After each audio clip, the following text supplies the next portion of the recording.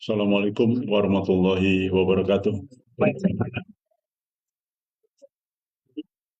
Innal hamdalillah nahmaduhu wa nasta'inuhu wa nastaghfiruh. Wa sallallahu ala nabiyina Muhammad wa ala alihi wa sahbihi ajmain. Amma ba'd. Alhamdulillah rekan sekalian, ini jadwal kuliah kita.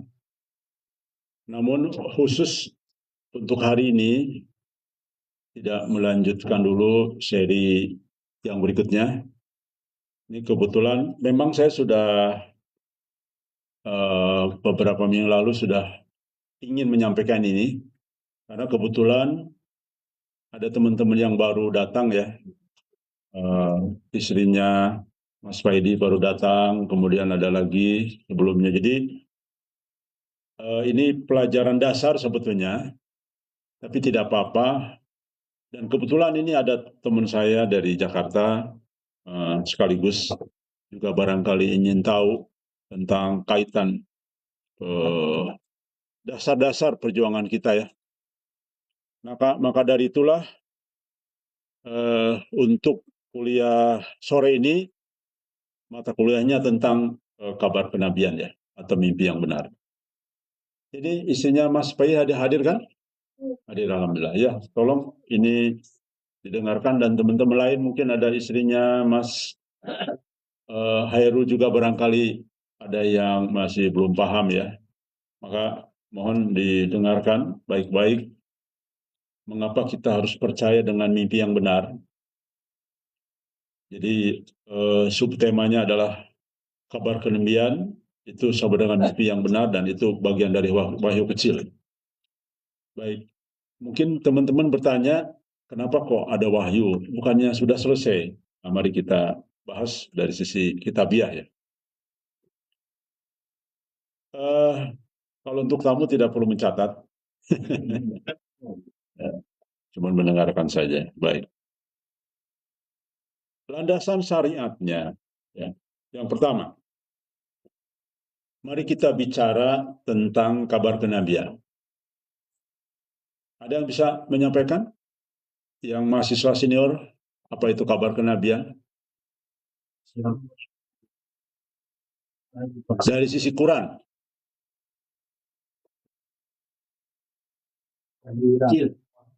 Wah, ini gimana nih? Memalukan tamu nih. Masa mahasiswa seniornya. Ayo. Kabar kenabian itu adalah seluruh wahyu yang diterima oleh baginda Nabi Muhammad Sallallahu Alaihi Wasallam. Kalau mimpi mubasyirat bagian dari kabar kenabian, gimana sih? Ini pusat 10 kali semua. Gimana mahasiswa senior ini? Beda. Mimpi itu bagian dari kabar. Berapa banyak? 1/46. Ada yang 1/45 ya, macam-macam lah hadis. Tapi kurang lebih sama. Hanya satu dari 46 kenabian mubasyirat itu. Betul, bagian dari kabar kenabian, tapi kenabian kecil, 1/46 kabar kenabian. Oke, saya ulangi. Kabar kenabian apa? Wahyu yang diterima oleh Nabi. Disebut kabar kenabian ya. Oke, mari kita lihat hujahnya. Kabar kenabian adalah informasi, pernyataan atau wahyu yang bersumber dari Allah melalui para nabi, terutama Nabi Muhammad SAW sebagai penutup para nabi itu kan. Kabar kenabian ini, kabar ini bersifat gaib, ya, benar secara mutlak, dan merupakan bagian dari wahyu. Oke, baik. Dalam Quran dan hadis sudah dikabarkan memiliki posisi, kabar kenabian ini posisi sangat amat penting. Nah ini, jadi ini sering ketukar nih. Jangan salah ya. Mimpi itu bagian dari kabar kenabian.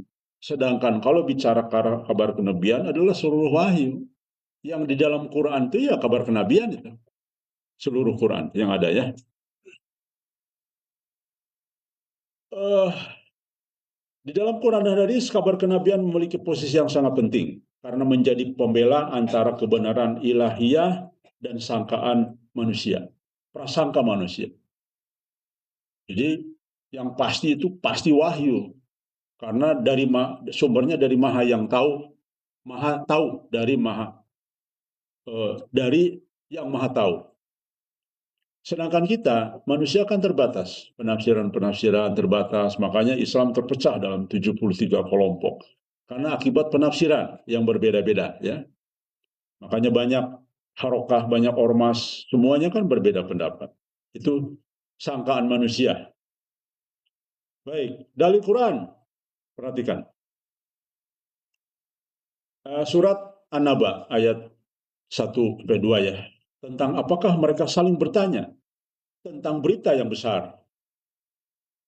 Para ulama mengatakan, baik Ibnu Katsir dan yang lainnya, ya, Al-Qurtubi dan sebagainya, kabar kenabian yang dimaksud dalam ayat ini adalah nubuwah atau hari kebangkitan.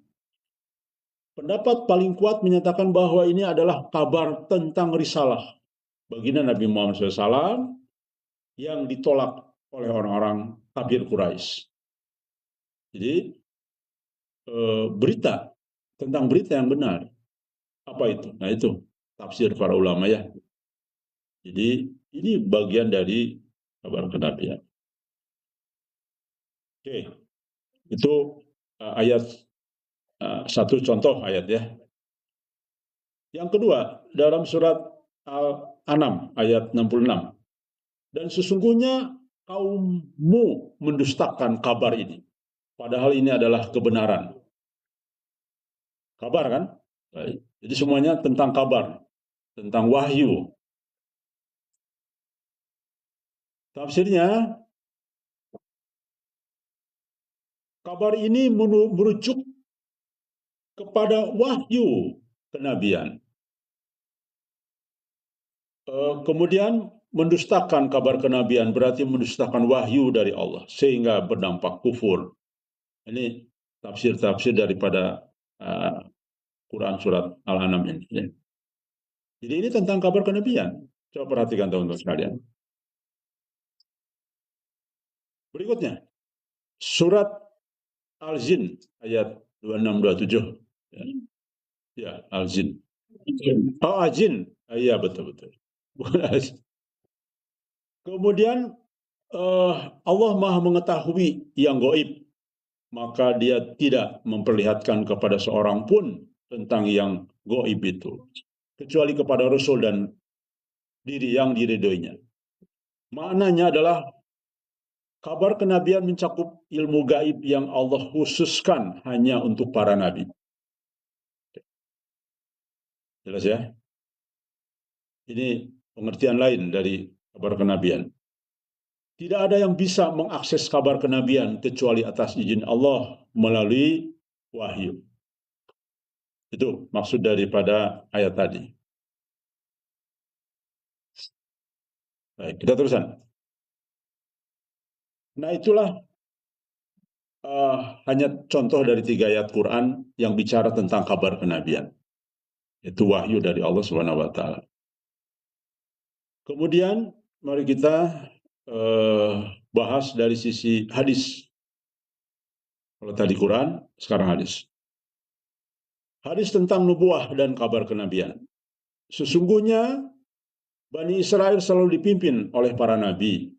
Setiap kali seorang nabi wafat digantikan nabi lain, tapi tidak ada nabi setelahku. Hadis riwayat Muslim nomor 1842, ya. Maknanya apa ini? Perhatikan. Kabar kenabian adalah warisan dari para nabi yang tidak lagi diturunkan setelah Rasulullah. Nah, ini kecuali melalui warisan ilmu ulama atau ru'yah shadiqah, mimpi yang benar. Baik, ini di bawahnya kita akan membahas kabar kenabian setelah Nabi wafat. Jadi jelas artinya apapun yang diterima oleh Nabi dalam bentuk wahyu disebut dengan kabar kenabian. Namun warisannya dalam Ru'ya Sodiko itu bukan kabar kenabian, bagian dari kabar kenabian. Bagian ya. Baik, bila Tuhan.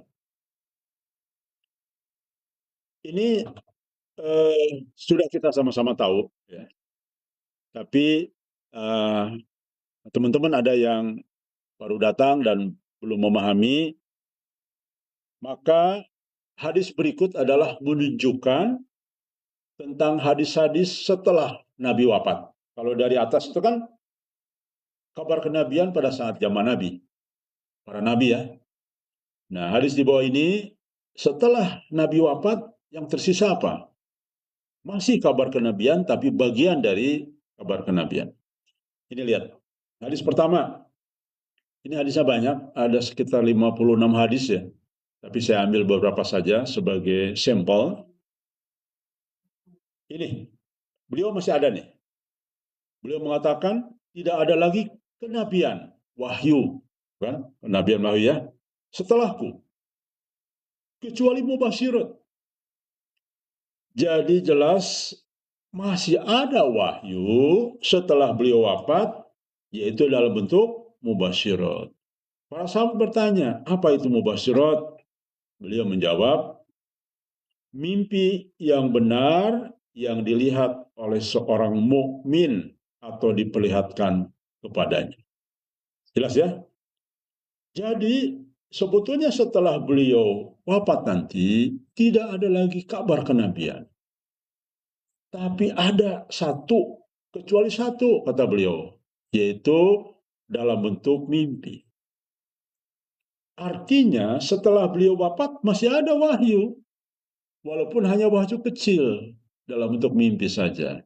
Ingat, Al-Quran itu sebagian diterima dalam bentuk mimpi. Tapi mimpinya Nabi menjadi wahyu, menjadi ayat Quran. Lalu mimpinya Nabi Musa menjadi ayat Taurat dikumpulkan. Mimpinya sebagian mimpi Nabi Isa dijadikan Injil dan sebagainya. Kemudian Nabi sebelumnya Nabi Daud ya, Zabur. Itu sebagian ada mimpi. Nah, wahyu setelah Nabi terakhir wafat, Allah sisakan hanya mimpi. Tidak dalam bentuk yang lain. Itu maksudnya. Jadi, jelas kabar kenabian masih ada, tapi hanya Allah sisakan dalam bentuk mimpi. Oke, baik. Jadi kalau sampai ada tokoh agama, sampai ada orang lain mengatakan tidak ada lagi petunjuk setelah Nabi Muhammad SAW selesai, itu tidak benar. Salah. Ada, tetapi disisakan oleh Allah hanya satu dari bentuk kabar kenabian. Jadi paham ya, Bu Tami ya? Jadi artinya kita di sini Republik Mimpi itu, nah ini lapor, ini di sini ada Republik Mimpi berdiri nih, tapi jangan digerebek. Hanya mimpi kita di sini. Karena kita betul-betul kelompok yang membangkitkan lagi kesadaran umat bahwa hanya mimpilah yang akan menyelamatkan dari perpecahan perbedaan pendapat ini. Karena semakin hari perpecahan semakin banyak. Penafsiran semakin banyak. Semakin banyak orang yang pinter, semakin banyak tafsir yang juga berbeda. Maka diturunkanlah mubasyirat sebagai penafsir terbaik atas pilihan mana kebenaran yang hakiki dari Allah. Baik. Artinya, rekan sekalian, mimpi benar yang sesuai syariat tidak bertentangan dengan wahyu adalah sisa kabar kenabian. Jelas ya? Baik. Dan ini, teman sekalian, ini memang luar biasa. Saya pernah ketemu sekitar 10 tokoh besar yang punya nama lah di Republik Indonesia ini. Hanya 2, termasuk Prof. Sa'il Akid Siraj, yang kita undang dalam dialog internasional ya, yang diadakan Majelis Gajah, memahami betul mubasyirat yang lainnya, termasuk Gus Muwafiq, termasuk wah semualah tokoh-tokoh saya datangin kan, tidak paham. Bahkan di Solo ada ustadz yang dari Timur Tengah, nggak ada itu kabar kenabian, nggak ada itu. Terakhir itu semua antum ngarang-ngarang, luar biasa ya. Ada tokoh juga di Solo juga tuh yang cukup terkenal, sangat terkenal. Yang saya bingung, dia bilang tidak ada lagi petunjuk. Padahal ada 50 lebih hadis yang menyatakan seperti ini. Jadi ini memang yang disebut dengan guroba. Artinya petunjuk yang seharusnya menjadi bagian dari pijakan kita dalam melangkah, yang jelas mutlak kebenarannya dari Allah, ya tergantung nanti siapa yang menakwilkan, tergantung bagaimana menakwilkan mimpi itu adalah bagian dari sinyal kebenaran di antara rimba, membingungkan antar tokoh agama ya. Kita teruskan. Ini hadis yang berikutnya nih. Hadis yang kedua. Perhatikan. Hayati betul. Bagi teman-teman yang baru datang ya. Supaya memahami betul. Kita sehingga paham betul. Pijakan kita itu kuat. Sangat kuat. Rasulullah SAW suatu saat menyingkap tirai. Dan kepalanya dililit. Setelah itu kan beliau meninggal ya. Peristiwa ini. Dengan kain. Karena sakit. Yang akhirnya menyebabkan beliau meninggal. Oh, ini beliau tuh salah.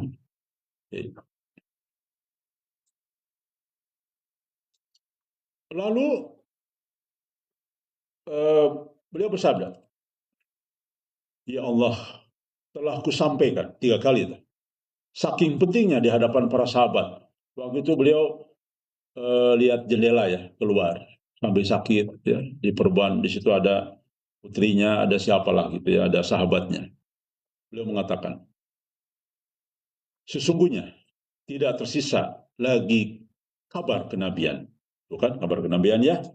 Jadi wahyu yang diterima oleh Nabi itu kabar kenabian, jangan salah. Kecuali mimpi yang benar, beliau bilang. Selesai kabar kenabian. Kecuali, berarti masih ada nih kabar kenabian dalam bentuk mimpi. Yaitu mimpi yang dilihat, yang diperlihatkan kepada seorang hamba. Tuh. Ini hadis Sunan An-Nasai, nomor 1108. Kita buktikan dalam hadis yang lain. Nabi Muhammad SAW bersabda. Ini satu hadis ya. Tapi saya kasih paragraf supaya teman-teman bisa lebih mempermudah bacanya. Karena agak panjang. Apabila hari kiamat telah dekat, ini sudah dekat ya, maka jarang sekali mimpi seorang muslim yang tidak benar. Dan mimpi yang paling ini satu sebenarnya paling benar ya, adalah mimpi yang bicaranya jujur, benar. Jadi teman sekalian, mimpi yang paling benar punya karakter orangnya itu jujur. Ya. Lalu kemudian mimpi seorang muslim adalah bagian dari 45 macam nubuah, wahyu itu. Makanya disebut wahyu kecil kan. Mimpi ini ada 3 macam, tapi hati-hati, mimpi ada 3 macam. Ya, ada kabar gembira dari Allah, benar-benar. Ada juga mimpi dari setan, dan ada mimpi bunga tidur, angan-angan. Contohlah, kalau saya berjuang dengan Al-Mahdi, wah saya mungkin jadi panglima perangnya, berhayal ya. Kalau begini-begini sebagainya. Biasanya dari mimpi jadi mimpi. Hati-hati. Ya. Kadang-kadang setan menjadikan angan-angan itu menjadi mimpi. Padahal itu untuk ujian baginya ya. Kemudian mimpi menakutkan dari setan. Begini, supaya teman-teman paham bagaimana sih membedakan antara mimpi dari Allah dan bunga tidur ya. Ini supaya memahami ya. Mimpi dari Allah ciri-cirinya biasanya selalu ingat. Nah itu, Mas Torkis pernah mimpi nggak? Ada yang ingat terus nggak? Ingin sering apa yang nomor 3. Sebentar, belum tentu loh. Kadang-kadang kita praduga seperti itu. Tapi ada satu khas, ingat terus mimpi itu. Biasanya itu satu tanda mimpi dari Allah. Bisa jadi. Yang kedua, biasanya ada nilai-nilai petunjuk. Jadi contoh nih, kalau kita ingat, katakanlah kita pernah pisah ya dengan istri misalnya, atau dengan anak yang kuliah kangen, kemudian tiba-tiba ke bawah mimpi. Nah, itu biasanya tidak ada makna, itu hanya ingatan siang. Tapi kadang-kadang seolah-olah kita bunga tidur, tapi ternyata mengandung nilai dakwah dan nilai petunjuk ke depan. Itu sudah disebut dengan mubasyirat. Dan perlu dibuktikan dengan takwil. Kalau takwil itu menunjukkan ada nilai makna simbolik-simbolik, karena takwil mayoritas ada simbolik ya. Maka ketika ditakwilkan, ada simboliknya, ternyata sebuah cerita masa depan kita. Itu biasanya. Nah, kalau memang ada yang ingat, coba nanti setelah ini chat ke saya pernah mimpi, ingat nih ada 3 mimpi, sampaikan. Insya Allah itu petunjuk. Nah, begitu. Mas, pernah mimpi? Jarang, tapi pernah. Ada yang ingat nggak? Lupa semua. Ah, itu bunga tidur. kalau kalau kita mimpi, ya saya juga sering, tapi kadang-kadang lupa memang. Ada yang ingat. Nah, biasanya kalau dari Allah tuh ingat. Saya ada mimpi 4 kali itu. Ingat terus sampai sekarang. Ingat terus ya. Dan ternyata betul memiliki simbol-simbol dan ditakwilkan punya makna. Nah itu baik. Jadi kalau Mas Torkis ada mimpi yang ingat terus, chat saya, kita takwilkan. Sebentar aja penakwilannya. Oke, baik. Nah, jadi sebenarnya 3 macam. Ya. Maka yang menjadi wahyu kecil adalah mimpi kabar gembira dari Allah. Tapi juga begini, fungsi mubasyirat itu ada 3. Peringatan kepada kita, jangan begini, jangan begitu, gitu ya, atau langkahnya dan sebagainya.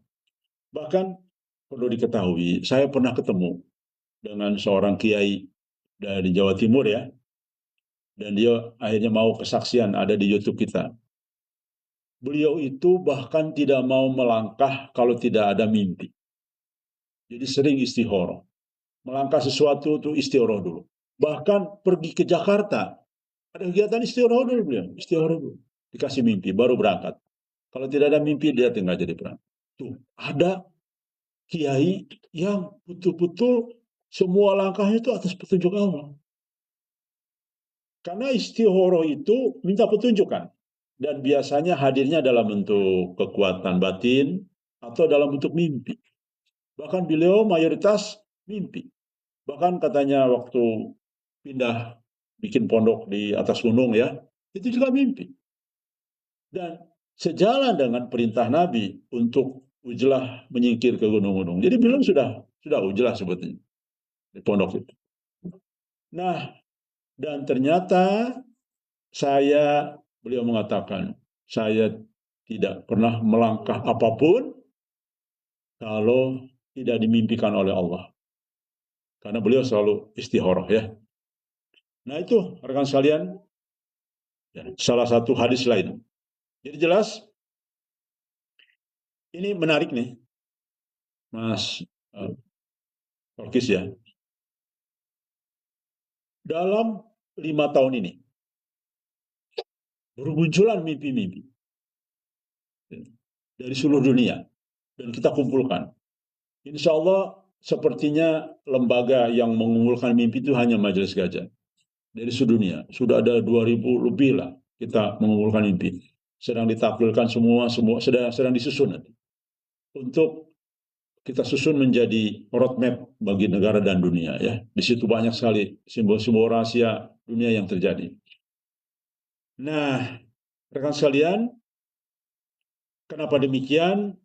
Karena ternyata yang dimimpikan oleh seluruh umat di dunia ini sesuai dengan banyak kitab bahwa umur dunia tinggal hanya sejengkal lagi. Bahkan sesuai dengan isi mimpinya sesuai dengan kitab-kitab ulama yang mengatakan umur umat Islam tidak lebih dari 1.500 tahun. Sesuai sekali mimpi-mimpinya itu. Berarti ini sebuah kebenaran sesuai dengan hadis ini. Menjelang kiamat dekat, maka mimpi jarang sekali tidak benar. Ya. Artinya sesuai nih. Berarti sinyal bahwa huru hara tidak lama lagi. Tapi jangan khawatir, umat Islam walaupun punya keimanan sebiji sawi, tidak akan pernah mengalami kiamat. Dan itu hanya mengalami pencabutan nyawa serempak, yang tersisa adalah orang yang ingkar kepada Allah. Baik, kita teruskan. Hadis yang lain, ini dia. Nah, makanya mimpi itu harus ditakwilkan, ditakbirkan. Kenapa demikian? Nabi mengatakan dalam hadisnya, jika mimpi itu tidak ditakbirkan atau ditakwilkan, maka dia masih menggantung. Belum tentu terjadi. Ya. Makanya orang yang tidak berpijak kepada Quran dan hadis, samina wa ta'na terhadap mimpi. Jangan menakwilkan mimpi. Ini kan agak logisnya tidak ada agak aneh. Sudah 10 tahun menyebarkan mimpi, kita disuruh tidak tahu apa-apa artinya. Kan aneh. Sementara ingin terjadi. Sementara ingin segera terlaksana mimpi itu. Sebenarnya Nabi mengatakan tidak akan terjadi jika tidak ditakwilkan. Mimpi berada di kaki burung selama tidak ditabirkan. Jika ditabirkan, bisa jadi mimpi itu akan terjadi. Ya. Beliau menambahkan, mimpi adalah satu dari 46 bagian kenabian. Ya.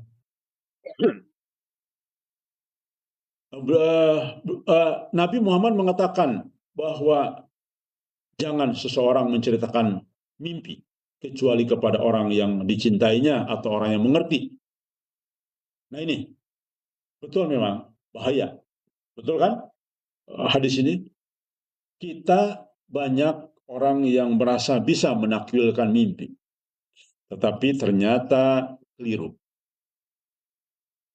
Kenapa? Tidak memenuhi syarat. Orang yang menakwilkan mimpi harus menguasai Quran dan hadis. Nah, kita, Majelis Gajah, tidak menafsirkan mimpi. Tetapi ulama-ulama terdahululah yang menakwilkan mimpi. Kita hanya nyontek saja. Kan ada takwil mimpi Ibnu Sirin. Nah, kita nyontek. Kata Ibnu Sirin, kalau mimpi begini simbolnya, maka artinya begini. Ini begini, artinya begini, sebagainya. Jadi sebetulnya Majelis Gajah tidak menafsirkan. Tidak punya kemampuan menafsirkan. Karena kita tidak menguasai Quran dan hadis. Tapi kita nyontek, panduannya sudah ada. Jelas ya? Oke, baik. Ciri-ciri kabar kenabian jelas tadi ya. Ini resumenya. Bersumber dari Allah melalui wahyu kepada Nabi, bukan hasil pikiran manusia. Lalu kemudian berkabar tentang yang gaib, ya, masa depan. Kebanyakan kan mubasyir itu masa depan. Nabi pun banyak dimimpikan kejadian masa depan dan semua terjadi ya. Baik akhir zaman, azab, surga, neraka dan sebagainya. Takdir ke depan. Itu para nabi juga memimpikan. Dan umat Islam setelah Nabi wafat juga mulai banyak memimpikan ini. Benar secara mutlak, kenapa tidak mungkin salah? Karena zat dari zat yang maha tahu, ya, yaitu Allah Subhanahu wa Ta'ala. Mengandung peringatan dan petunjuk berisi kabar baik, mubasyirat dan ancaman, nazarat. Ya. Kemudian yang berikutnya verifikasi oleh Al-Quran dan hadis. Nah ini dia. Jadi penakwil itu memang harus menguasai. Makanya kita sadar kita bukan ahli Quran, kita bukan ahli hadis, maka kita membangkitkan kembali Ibnu Sirin untuk menakwilkannya. Melalui apa? Karya-karyanya ya. Walaupun ditulis oleh para muridnya memang. Ibnu Sirin tidak pernah menyusun buku, tapi murid-muridnya yang belajar ya ke beliau dan murid-murid yang mencatat, mengumpulkan berbagai macam penafsiran mimpi itu. Dan memang harus ulama besar, sekarang nggak ada. Ulama sekarang nggak ada yang ahli takwil ya. Baik, kita teruskan. Kesimpulan, teman-teman sekalian. Kabar kenabian adalah segala bentuk informasi dan wahyu yang Allah turunkan kepada para nabi, terutama melalui lisan dan amal Rasulullah SAW. Oleh Allah, lalu Nabi Muhammad sampaikan. Di masa kenabian berakhir, bentuk kabar kenabian bisa nampak melalui mubasyirat, mimpi yang benar. Atau wahyu kecil, tetapi bukan sebagai wahyu yang memiliki keterkaitan hukum baru. Kalaupun mimpi, katakanlah ternyata foto yang dipajang itu syirik, itu bukan hal yang baru. Ada dalam hadis yang berbeda pendapat antar kelompok. Nah, Mubasyirat hanya menegaskan bahwa penafsiran yang benar itu foto ketika dipajang menjadi syirik. Ya, foto tidak syirik ketika tidak dipajang. Kan ini perbedaan pendapat ya. Banyak syirik lah, tidaklah.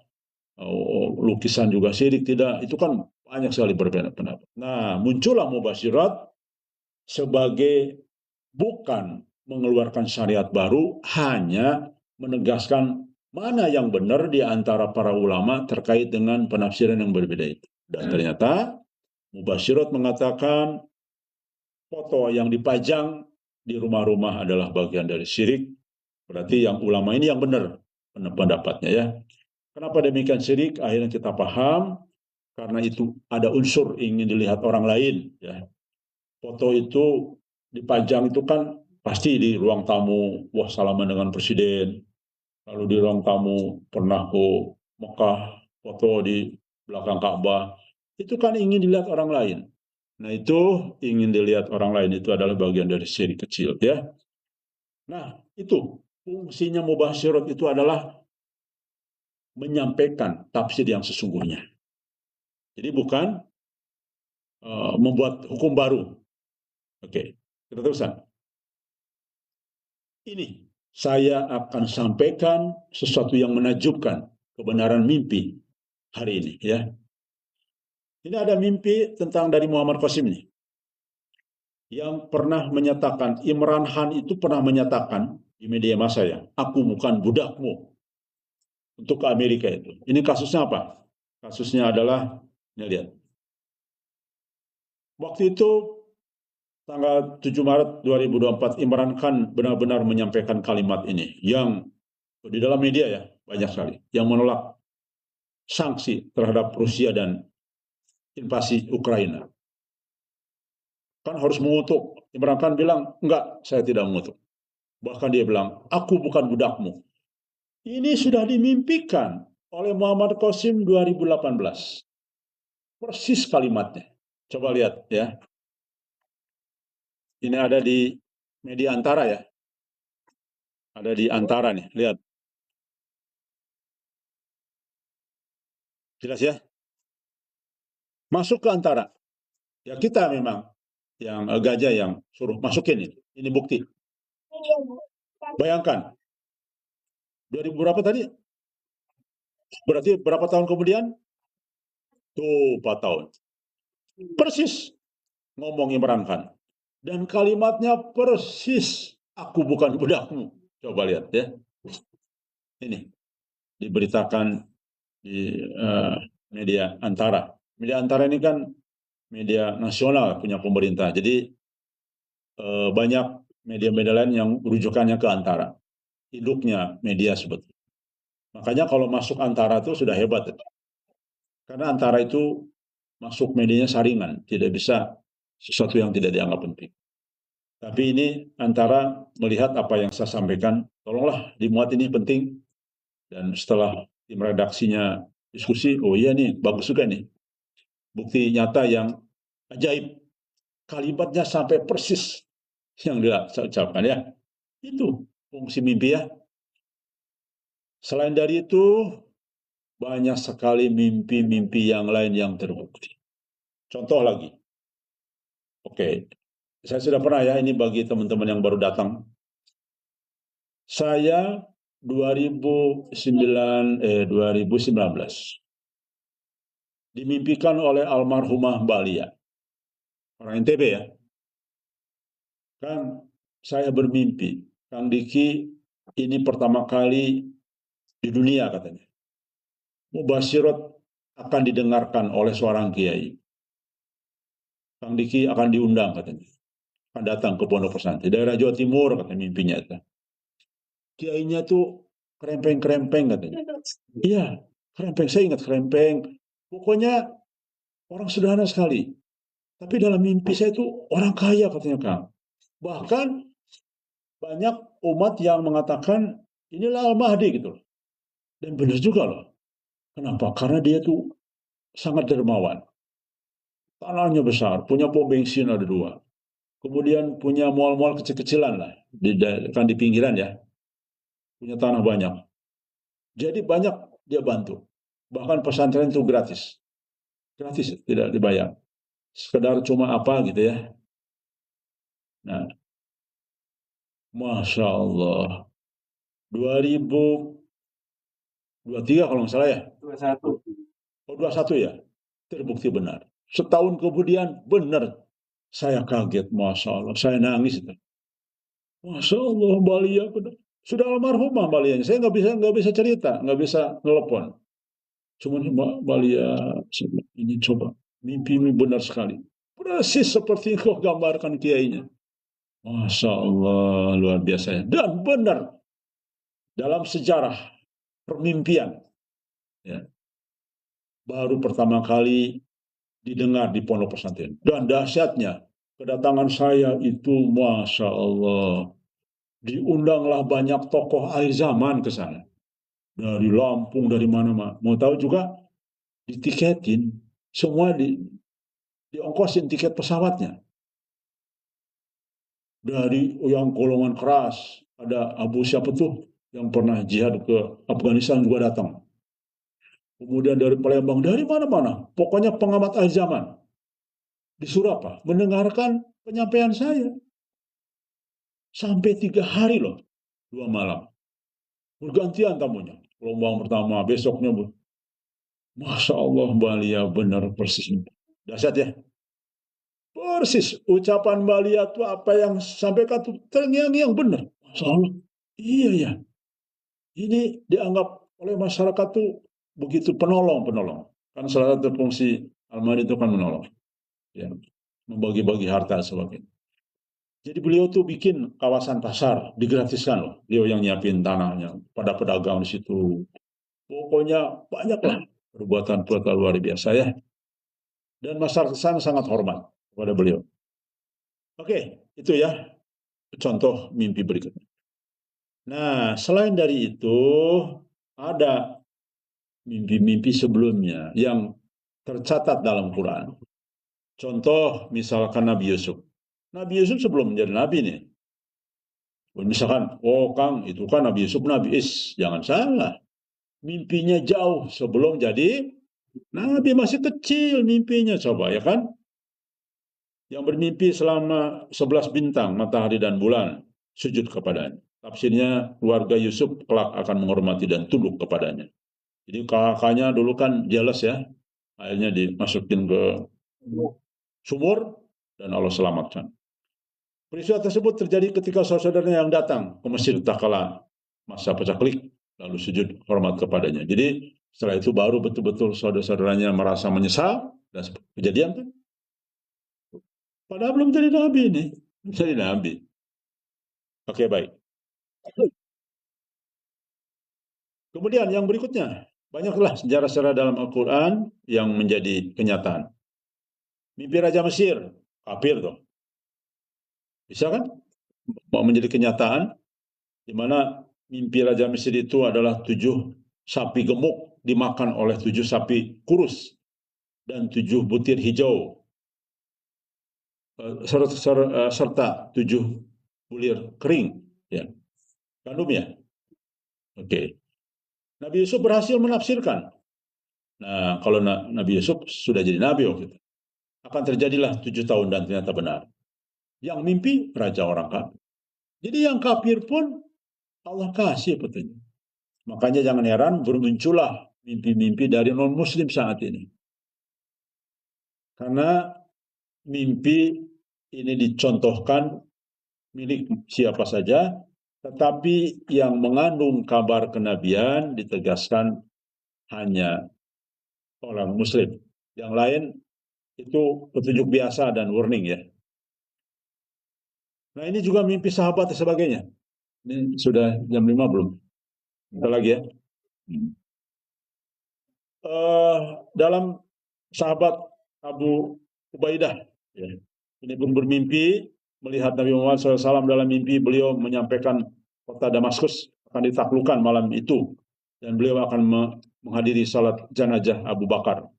Esok harinya memang Damaskus jatuh ke tangan kaum muslimin dan Abu Bakar wafat. Malam itu ketika peristiwa terjadi pada tanggal Jumadi. Ya. Oke. Jadi artinya rekan sekalian, kan terjadi. Tidak hanya milik Nabi, tidak hanya milik sahabat, bahkan orang kafir, dan termasuk hari ini banyak orang bermimpi dan terbukti benar mimpinya. Tadi mimpi Muhammad Qasim terbukti, mimpi Mbak Lia juga terbukti. Masya Allah. Persis bahkan. Dan saya pun yang lain memimpikan tentang saya terjadi persis. Ada banyak yang terjadi betul.